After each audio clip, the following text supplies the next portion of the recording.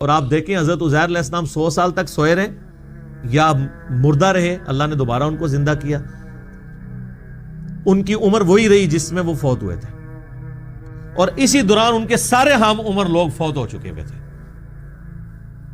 وہ تو جب اپنی قوم میں آئے تو کوئی ایک بوڑھی زندہ تھی، کوئی بڑی عمر والی، اس نے حضرت عزیر کو پہچانا ہے، باقیوں کو تو پتہ بھی نہیں تھا.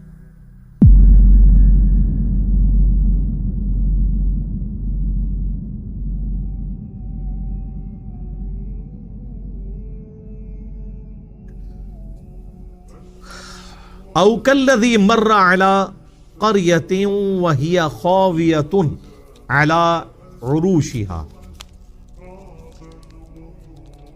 اور اسی طریقے سے اس شخص کا حال نہیں دیکھا.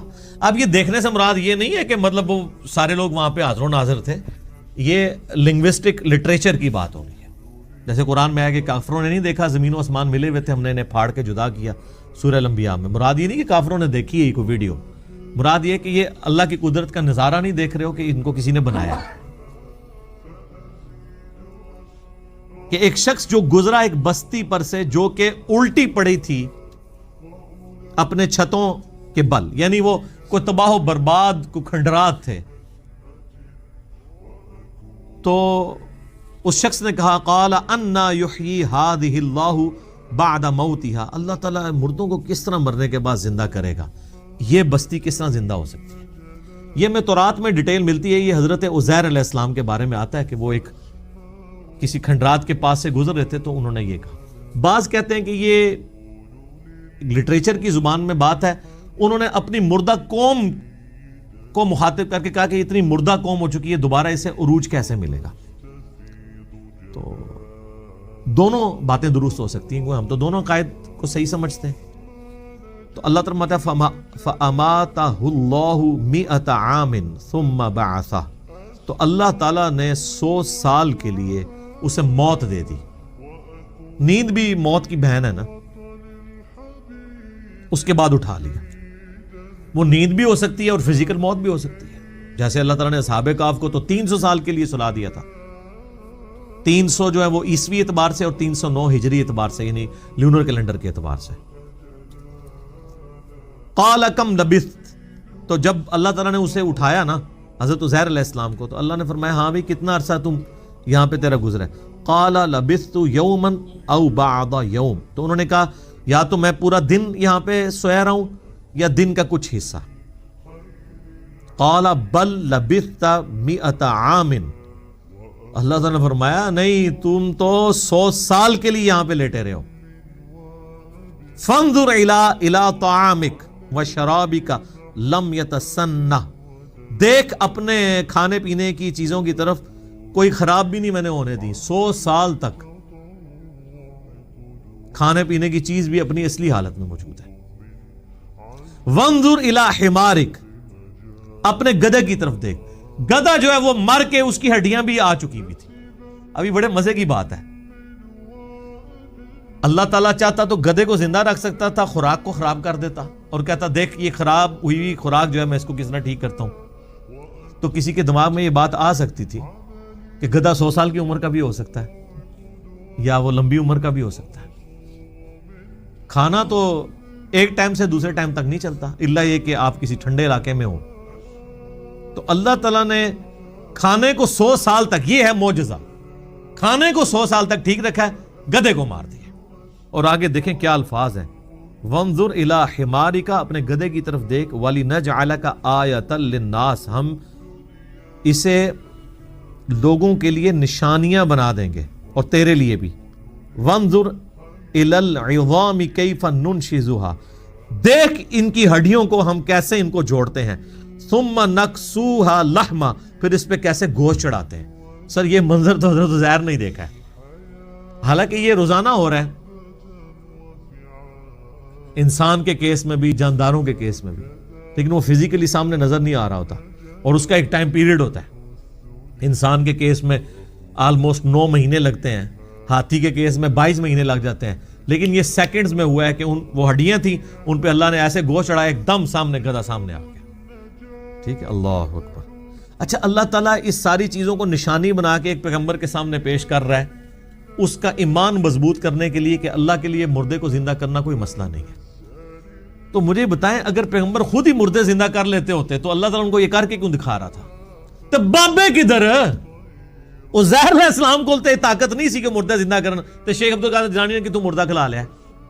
تو اسی لیے آپ کو ٹھیک قرآن نہیں پڑھنے دیتے. قرآن پڑھتے یہ بھی تو دماغ میں آپ کے خیال آئے گا نا کہ بھی عزیر علیہ السلام کو تو اللہ تعالیٰ مردے کو زندہ کر کے اس گدھے کو بتا رہا ہے کہ دیکھ اس طرح میں مردے زندہ کروں گا. اگر عزیر علیہ السلام خود ہی کر لیتے ہوتے تو اللہ کو بتانے کی ضرورت ہی نہیں تھی. تو بابے نے کہ تو مردے زندہ کر لینے. اگر کوئی سمجھتا ہے کہ کسی بابے کو کہ وہ مردہ زندہ کر سکتا ہے تو اس بابے کو شہید کرتے ہیں، خود اپنے آپ کو زندہ کر کے بتائیں. کسی اور نے نہیں ہے نا، کیوں کسی معصوم دی جان لئیے؟ جنہیں مصیبت کھڑی کی تھی وہ کیوں نہ لے جائے، جان چھڑائی جائے. وہ کو سٹامپ پیپر لکھوا لو کہ میں اگر دوبارہ زندہ ہونا ہے تو میرا خون معاف ہے. تو کوئی بابا نہیں تیار ہونے لگا مردہ زندہ کرنے واسطے. سارے کہیں گے جی توبہ، کوئی نہیں زندہ ہوتا ہے، ایویں کہانی ہے. اپنی جان کو دینے کے لیے کہاں سے تیار ہو جاتا ہے؟ تو دیکھ پھر ہم کس طریقے سے اس کے اوپر گوشت چڑھاتے ہیں. فلما تبین لہ، جب ان پہ یہ حقیقت کھل گئی، قال اعلم ان اللہ علی کل شیء قدیر، انہوں نے کہا میں نے خوب جان لیا کہ اللہ تعالیٰ ہر چیز کے اوپر قادر. یعنی اس کو کہتے ہیں حق الیقین. ایک ہے علم الیقین، عین الیقین، اور ایک ہے حق الیقین. یہ حق الیقین ہے آخری درجے کے اندر.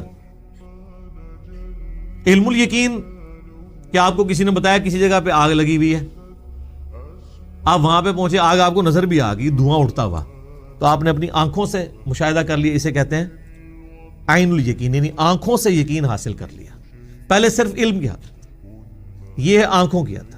حق الیقین یہ ہے کہ جا کے ہاتھ بھی رکھ دے ہوتے کوئلے ہوتے، تو پھر تو انہوں پتہ لگ جائے گا. پھر واقعی حق کھل کے سامنے آ جائے گا کہ یہ آگ ہی ہے.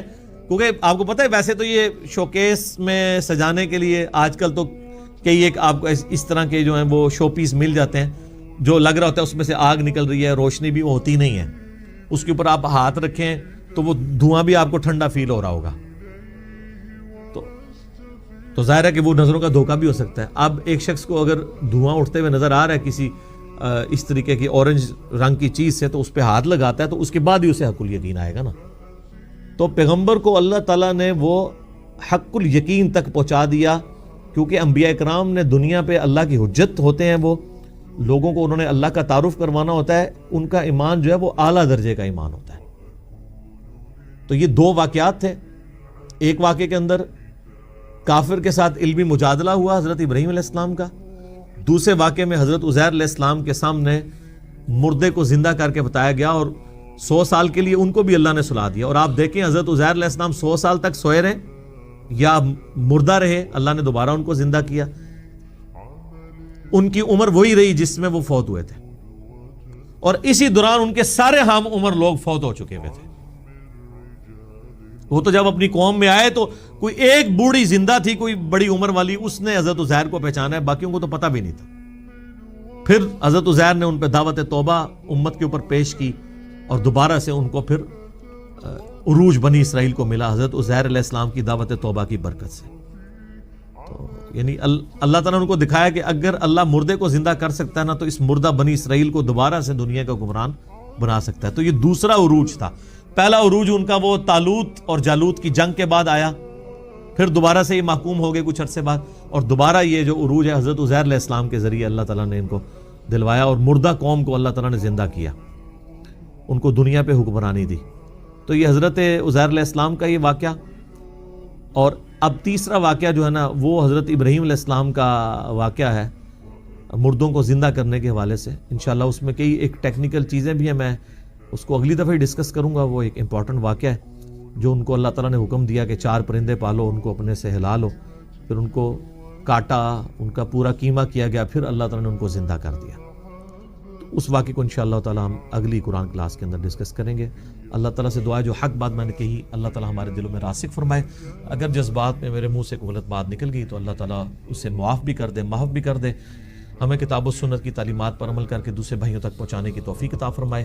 سبحانک اللہم و بحمدک، اشہد ان لا الہ الا انت استغفرک واتوب الیک وما علینا الا البلاغ المبین. جزاکم اللہ.